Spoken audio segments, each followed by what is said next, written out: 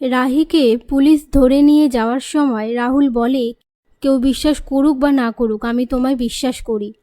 আর মনে মনে প্রতিজ্ঞা নেয় যে করেই হোক রাহিকে বাঁচাবে। এরপর রাহিকে পুলিশ নিয়ে যাওয়ার সময় তিতলি আর ভিক্টর খুশি হয়ে যায়। তারপর ভিক্টর তিতলিকে বলে, তুমি তোমার টাকাটা পেয়ে যাবে। তিতলি বলে, আর আমার বিদেশ যাওয়াটা? ভিক্টর বলে, সব হবে। ওদিকে রাহিকে পুলিশে ধরে নিয়ে যাওয়ার সময় রাজীব পুলিশকে রিকোয়েস্ট করে যাতে রাহিকে ছেড়ে দেয়, কিন্তু পুলিশ রাজীবের কথা শোনে না, রাহিকে নিয়ে চলে যায়। তখন রাজীব বলে, আমি গিয়ে রাহিকে ছাড়িয়ে আনবো। পাশ থেকে কনক বলে, তুমি যদি ওই মেয়েকে ছাড়িয়ে আনো তাহলে আমার মরা মুখ দেখবে। এই নিয়ে কথা বলতে থাকে। এরই মধ্যে অনি রাহিদের বাড়িতে এসে সবাইকে খবর দেয় রাহিকে জেলে ধরে নিয়ে যাওয়া হয়েছে। সেই খবর শুনে সবাই ভেঙে পড়ে। তখন হ্যারি বলে, এর মধ্যে তিতলি জড়িয়ে নেই তো? পাশ থেকে অনি বলে, ও তো এসবের কিছুই জানে না। কথায় কথায় রাহির ঠাম্মি হ্যারিকে বলে, তুই লয়ারকে খবর দে, আমি যে করেই হোক আমার নাতনিকে ছাড়িয়ে আনবো, জেলে রাত কাটাতে দেব না।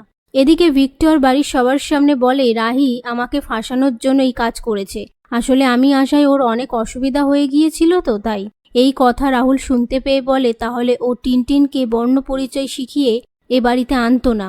এই বলে ভিক্টরকে কথা শোনায়। তারপর বলে, আমি রাহিকে গিয়ে ফিরিয়ে আনবো। সেই মুহূর্তে জিয়া এসে বলে, তুই এই পা নিয়ে কি করবি? তোকে কোথাও যেতে হবে না।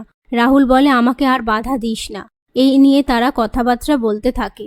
অন্যদিকে রাহির ঠাম্মি, মা, হ্যারি সবাই মিলে থানায় আসে রাহির সাথে দেখা করতে। তখন রাহির ঠাম্মি রাহিকে বলে, যে করেই হোক আমি তোকে এখান থেকে বের করব। ঠিক তখনই লয়ার এসে বলে, কেসটা খুব জটিল, এভাবে উনি ছাড়া পাবে না, ওনারা কি সব খতিয়ে দেখবেন বলছেন। কথা শুনে রাহির ঠাম্মি লয়ারের ওপর রেগে গিয়ে কথা শুনিয়ে চলে যায়। এদিকে রাহুল রাহির সাথে দেখা করতে যাওয়ার সময় কনক এসে বাধা দেয়। ঠিক তখনই রাহির ঠাম্মি এসে বলে, ছেলেকে আঁচলের মধ্যে বেঁধে রাখো। আর রাজীবকে বলে, কত টাকা লাগবে তোমার যা ক্ষতি হয়েছে আমরা নিজের বাড়িঘর বেচে রাস্তায় থেকে তোমাকে টাকা দিয়ে দেব। পাশ থেকে পিসি ঠাম্মি রাহির ঠাম্মিকে বলে, ওই অলক্ষী মেয়েটার জন্য সব হয়েছে।